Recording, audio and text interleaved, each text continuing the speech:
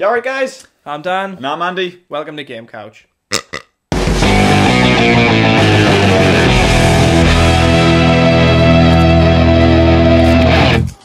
Right, today we're going to be taking a look at the sequel to the biggest selling Call of Duty game of all time by Treyarch Studios, Call of Duty Black Ops 2. Yep, and before we get into any potential spoilers, here's a speedy rundown of what we thought of the game. The new story is as compelling as Black Ops 1, but is vastly superior to Modern Warfare 3. The gameplay is typical Call of Duty, but does have some interesting new tweaks. The graphics feel a bit outdated, but eh. The multiplayer lacks that special something to make it great, and the zombie mode is just plain dull. Shall we get cracking? Aye. Go!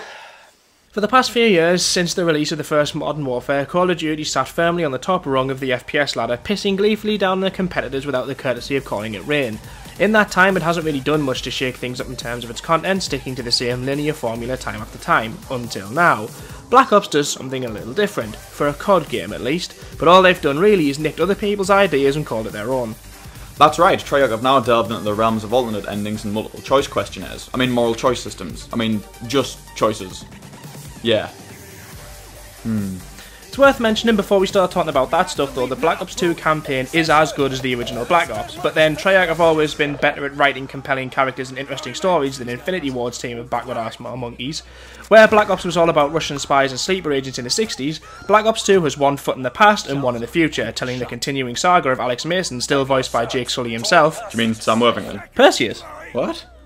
And of course, Frank Woods and Hudson return alongside a cast of future soldiers consisting of David Mason, Alex's son, Harper, and some Spanish guy, who betrays you later in the story for seemingly no reason at all. Our baddie on this merry trip is Raul It's Gonna Start Raining Menendez, a man scorned by the death of his father by the CIA and the death of his sister by the hands of Frank Woods.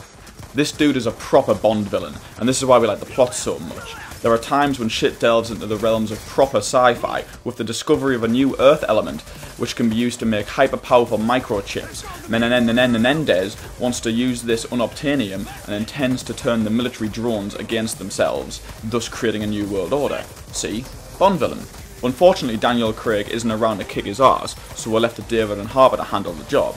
But not before Frank sits them down and explains why tonight, for the first time in history, It's Gonna Start Raining Menendez is acting like such a twat. As we mentioned above, Black Ops 2 has a new mission layout, and to be honest it works well and I kinda like it.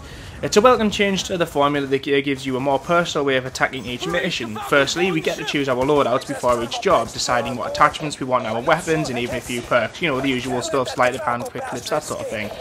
As well as this, we have optional strike force missions. These can be failed, but providing you have enough strike teams, you can try again. If you don't have any strike teams left because you got them all killed, just complete a story mission to earn some more. These also play differently to usual, with some of them behaving almost like real-time strategy games, which would be fine if the AI wasn't thicker than an orthopedic shoe. Although you can try them again, they don't hang around forever, so miss one and it's gone. The Strike Force missions mixed with a choices system on certain story missions, you know, stuff like kill him, don't kill him, blah blah blah, all the shit Commander Shepard's had to put up with since day one, mean that you can potentially change the outcome of the story, something COD has never done before. All of that makes us easily the best COD campaign we've ever played. Its multiplayer, however, as well, it's just lacking that spark. The new perk structure is better than before, but the user interface is fucking stupidly complicated and annoying. I'm personally not that keen on realistic shooters anyway, but I had fun on Modern Warfare 3 online, but for some reason I just don't have fun here. Neither of us can really pinpoint the issue exactly, but it just doesn't feel as good as other multiplayer games. Halo 4, for example, is just a million times better. Black Ops 2 Zombie mode is also a bit of a letdown. The inclusion of a mode where there are two opposing teams where you can choose to work together or not would be a good idea, but it just doesn't make any sense in the game itself. You can't kill each other, you can't swap guns or interact in any way with the other team, so what's the point? This could just be me and Andy being a bit thick, but we couldn't really work out exactly what the crack was here.